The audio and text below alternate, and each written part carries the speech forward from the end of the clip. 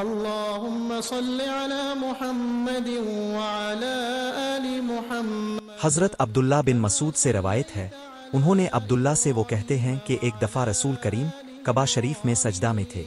ایک دوسری سند سے ہم سے احمد بن عثمان نے بیان کیا، کہا ہم سے شری بن مسلمہ نے، کہا ہم سے ابراہیم بن یوسف نے اپنے باپ کے واسطے سے بیان کیا، وہ ابو اسحاق سے روایت کرتے ہیں۔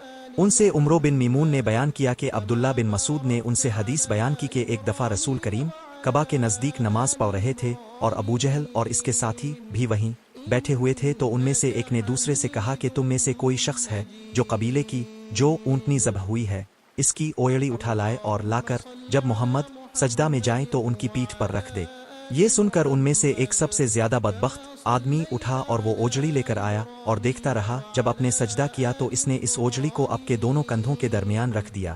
عبداللہ بن مسعود کہتے ہیں، میں یہ سب کچھ دیکھ رہا تھا مگر کچھ نہ کر سکتا تھا، کاش اس وقت مجھے روکنے کی طاقت ہوتی۔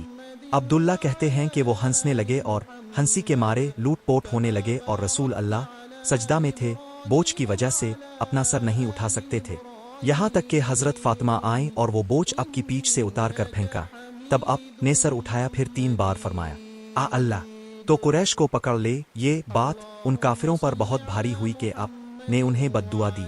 عبداللہ کہتے ہیں کہ وہ سمجھتے تھے کہ اس شہر مکہ میں جو دعا کی جائے وہ ضرور قبول ہوتی ہے، پھر اپنے ان میں سے ہر ایک کا جدا جدا نام لیا کہ اے اللہ ان ظالموں کو ضرور ہلاک کر دے۔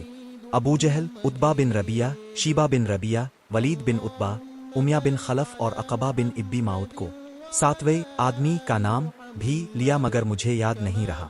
اس ذات کی قسم جس کے قبضے میں میری جان ہے کہ جن لوگوں کے بد دعا کرتے وقت اپنے نام لیے تھے میں نے ان کی لاشوں کو بدر کے کنویں میں پڑا ہوا دیکھا۔ صحیح بخاری 240۔ ایمان کے بیان میں تمہید کتاب باب، جب نمازی کی پشت پر اچانک کوئی نجاست مردار ڈال دیا جائے تو اس کی نماز فاسد نہیں ہوتی۔ ترجم الباب۔ حضرت ابن عمر گر نماز پڑھتے ہوئے اپنے کپڑے پر خون دیکھتے تو نماز جاری رکھتے اور کپڑا اتار دیتے۔